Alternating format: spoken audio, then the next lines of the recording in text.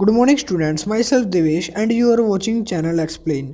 तो आज हम करवाने वाले हैं हिंदी क्लास 10th की जो क्षितिज भाग 2 आपकी बुक है, उसका चैप्टर नंबर है 5, उत्साह और अट नहीं रही है। ठीक है, तो दो चैप्टर हैं इसके अंदर ही, उत्साह, दूसरा है अट नहीं रही है। तो ये दोनों चैप्टर को आज हम व्याख्या करके समरी आपको कवर करवाने वाले हैं। तो आइए करते हैं चैप्टर को स्टार्ट। सबसे पहले चैप्टर जानने से पहले उसका जो लेखक परिचय है वो भी उतना ज़रूरी है। तो इनके जो लेखक हैं उनका नाम है सूर्यकांत त्रिपाठी निराला, जिन्होंने ये चैप्टर लिखा है, पाठ लिखा है। इनका जन्म बांग्लादेश के महिषादल में सन 1899 में हुआ था। ये मूलतः गोंडकोला जिला उन्नाव तथा उत्तर प्रदेश के निवासी थे। इनकी औपचारिक शिक्षा नवी एवं मशीदाल, यहाँ पे लिखा है महिषादल में हुई थी। उन्होंने स्वयं अध्ययन का कर संस्कृत, बांग्लादेश और उसके बाद इन्होंने लिखा है अंग्रेजी का ज्ञान अर्जित किया। रामकृष्ण परमहंस और विवेकानंद की विचारधारा से इन पर गहरा प्रभाव पड़ा तथा सन 1961 में इनकी मृत्यु हो गई थी। तो इन्होंने इसके बारे में बताया, लेखक के बारे में। लेखक ने जो है काफ़ी सारी प्रमुख रचनाएं करी हैं, जिनमें से कुछ प्रमुख रचनाएं अभी हम आपको बताएंगे। सबसे पहले प्रमुख रचनाओं में से लिखा है काव्य रचनाएं जो हैं अनामिका, परिमल, गतिका, हुकुरमुत्ता और नए पत्ते जैसी इन्होंने काफ़ी सारी अनेकों बेहतरीन रचनाएं करी थी। अभी इन्होंने जो आज जो हम पाठ पढ़ने वाले हैं जिसका नाम है उत्साह और अट नहीं रही है। तो आइए करते हैं चैप्टर को चालू। जो प्रस्तुत कहानी है उत्साह, प्रस्तुत कविता उत्साह के अंदर इन्होंने एक आह्वान का गीत गाया है। गीत मतलब गाना। इसमें कवि बादल को घनघोर गरजने तथा साथ बरसने की अपील कर रहे हैं। जो कवि हैं वो चाहते हैं कि बादल जो है वो घनघोर गरजें और बरसें और बारिश उनसे होए।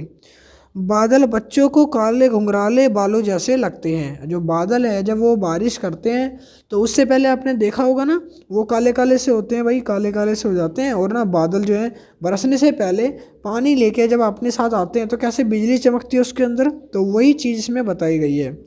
कवि बादल को बरसने तथा सबकी प्यास बुझाने और गरज कर सूखी बनाने का आग्रह करता है। सूखी बनाने का आग्रह मतलब उसको गीला करने का, ज़मीन को धीरे धीरे सारा पानी से तरबतर कर देते हैं। उसके बाद उन्होंने बताया कवि बादल में नव जीवन प्रदान करने वाला बारिश तथा सब कुछ तहस नहस कर देने वाला वज्रपात दोनों देखते हैं, इसलिए वे बादल से अनुरोध करते हैं कि वे अपने कठोर वज्र शक्ति और अपने भीतर छुपकर सब में नई स्फूर्ति और नया जीवन डालने के मूसलाधार वर्षा करें। वो बोलते हैं जैसे ही बादल आते हैं तो आपने देखा होगा लोगों के अंदर एक नया जीवन सा आ जाता है, एक उत्साह उमंग सी पैदा हो जाती है। क्योंकि काले बादल जैसे ही आते हैं लोगों में खुशी आ जाती है, चलो बादल आ गए। वो नहाने का मन करता है, कोई नहाता है, कोई घूमता है। मतलब गर्मी पसंद नहीं है, जब थोड़ी सी ठंडक मिलती है ना गर्मियों के मौसम में, देखा होगा, मान लो कड़ाके की धूप पड़ रही है और हल्की सी भी गर्मी से ठंडी मिल जाए तो कितना मज़ा सा आ जाता है, हवा चलने लग जाए, थोड़ी हल्की हल्की बारिश, खेतों में कैसे हरियाली छा जाती है। तो वैसा वर्णन यहाँ पे कवि करके बताते हैं।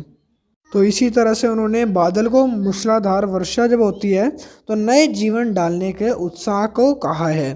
आगे वो बोलते हैं आकाश में उमड़ते उमड़ते बादल को देखकर कवि को ऐसा लगता है कि मानो बेचैन है और उसकी याद आती है कि समस्त धरती पर भीषण गर्मी है, परेशान है। इसलिए आकाश को अनजान दिशा में आकर काले काले बादल पूरी तरह तपती हुई धरती को शीतलता प्रदान करने के लिए बेचैन हो रहे हैं।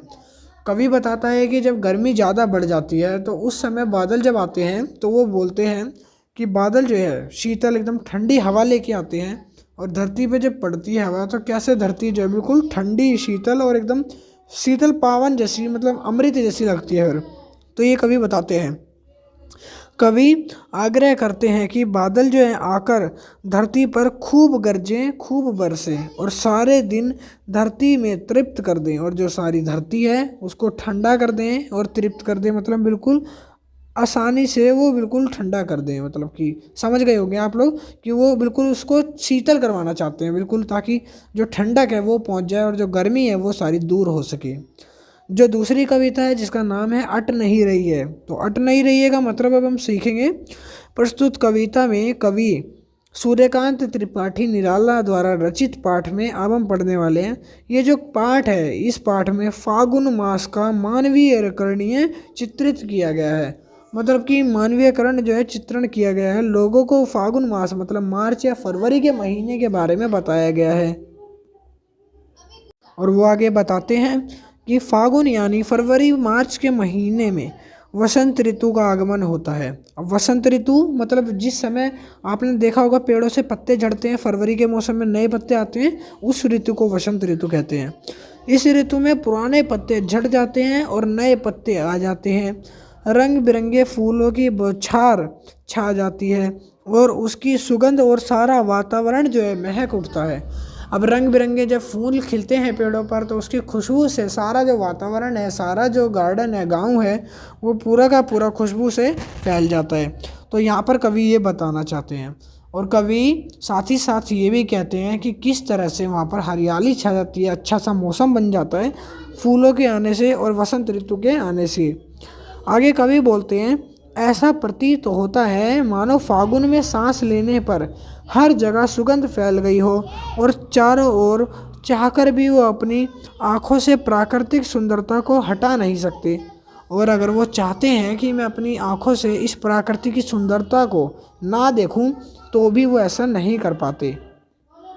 और फिर आगे कवि बोलते हैं, इस मौसम में बाग बगीचे, वनों तथा उपवन, वन और उपवन मतलब पेड़ पौधों के बगीचे जो हैं, सब में नए नए पत्ते जो हैं लद जाते हैं।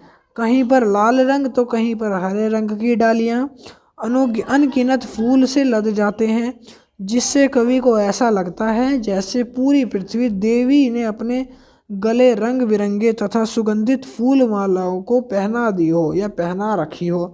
कवि को अब ऐसा लगने लगता है धीरे धीरे कि उसने जो है फूल माला से पूरी धरती को ढक दिया है और फूल से भगवान ने उसको माला डालकर पहनाकर और सजा दिया है। जैसे कि प्रकृति में देवी जो है, प्रकृति की देवी मतलब प्रकृति की भगवान, प्रकृति की जो माता होती है, उन्होंने पूरी तरह से रंग बिरंगे फूलों से ढक दिया है पृथ्वी को।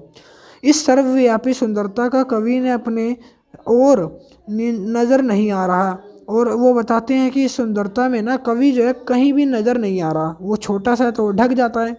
इसलिए कवि कहते हैं कि फागुन की सुंदरता अट नहीं रही है। फागुन की जो सुंदरता है वो इतनी ज़्यादा है कि वो अट नहीं रही। कवि जो है वो साइड हो गए, वो छुप गए हैं, उसकी वजह से वो समा नहीं पा रहे पृथ्वी में।